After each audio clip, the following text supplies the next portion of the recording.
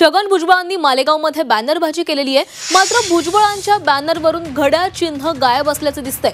अमित शहांच्या स्वागतासाठी बॅनरबाजी करण्यात आलेली आहे। तर अमित शहा हे मालेगावमध्ये येत आहेत आणि या मालेगावमध्ये छगन भुजबळ देखील त्यांच्यासोबत असणार आहेत आणि याच दौऱ्यात निमित्त मालेगावमध्ये बॅनरबाजी करण्यात आलेली आहे। मात्र छगन भुजबळांच्या या बॅनरवरून घड्याळ चिन्ह हे गायब दिसतंय।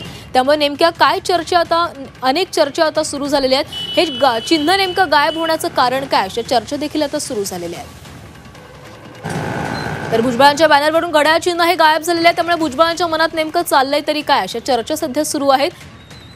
छगन भुजबळ सध्या नाराज असल्याची चर्चा होती आणि त्याच पार्श्वभूमीवर आजच्या या बॅनरवरून जे घड्याळ चिन्ह गायब झालेलं आहे त्यावरून अनेक राजकीय चर्चांना देखील उधाण आलंय। तर या संदर्भात अधिक बोलूयात। आपल्यासोबत राष्ट्रवादी शरदचंद्र पवार पक्षाचे प्रवक्ते महेश तपासे जोडले गेले आहेत। महेशजी, छगन भुजबळ यांनी बॅनरबाजी केलेली आहे मालेगावमध्ये, मात्र त्या बॅनरवरून घड्याळ चिन्ह गायब असल्याचं दिसतंय।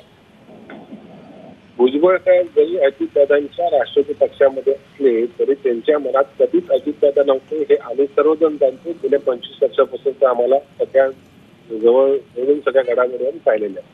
आता अजितदादांनी त्यांना डावललं, त्यांना मंत्रीपदी त्यांना जबाबदारी दिली नाही, त्याच्यामुळे त्यांची राजकीय भूमिका स्पष्ट करण्याचा प्रयत्न करत आहेत। आणि भुजबळ साहेब एक आक्रमक नेते, एक समाजासाठी भूमिका घेणारे नेते आणि एवढं मागे पक्षासाठी त्यांनी घेतल्यानंतर पवार साहेबांचं घेतल्यानंतर अजितदादांनी त्यांना कशाला डावललं हे समजू शकतो। कारण अजितदादांना स्वतःपेक्षा जास्त वर्ष नको असतो त्या ठिकाणी त्यांच्या पक्षामध्ये, पण त्याच कारणामुळे अजितदादांनी त्याला डावललं।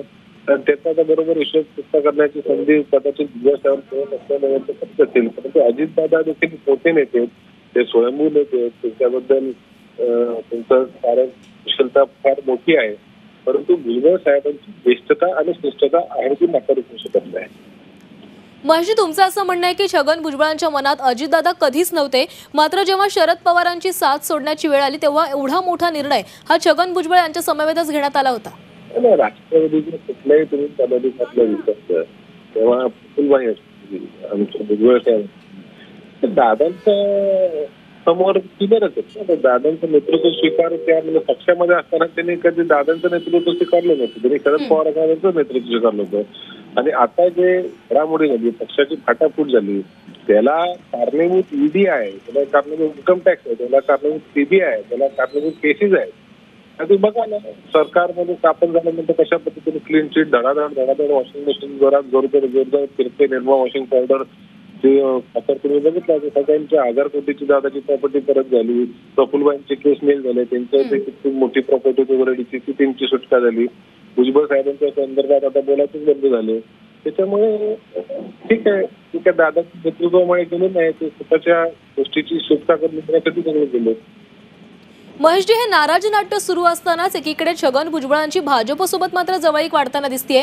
छगन भुजबळ कधीतरी देवेंद्र फडणवीसांना भेटतायत, आता अमित शहांसोबत देखील ते उपस्थित असणार आहे। भारतीय जनता पार्टीची तोडफोडची राजनीती ही सुरूच राहणार आहे। जरी राष्ट्रवादी फोडली, उद्धव साहेबांची शिवसेना फोडली, शिंदेना वेगळं केलं, तर शिंदेच्या पक्षामध्ये उदय सामंतांना गळ घालण्याचा प्रयत्न, अजितदादांच्या पक्षामध्ये नक्कीच। महेशजी, तर धन्यवाद, तुम्ही प्रतिक्रिया दिलेली आहे। छगन भुजबळांच्या मनात कधीच अजित पवार नव्हते असं म्हणणं महेश तपासे यांचं आहे।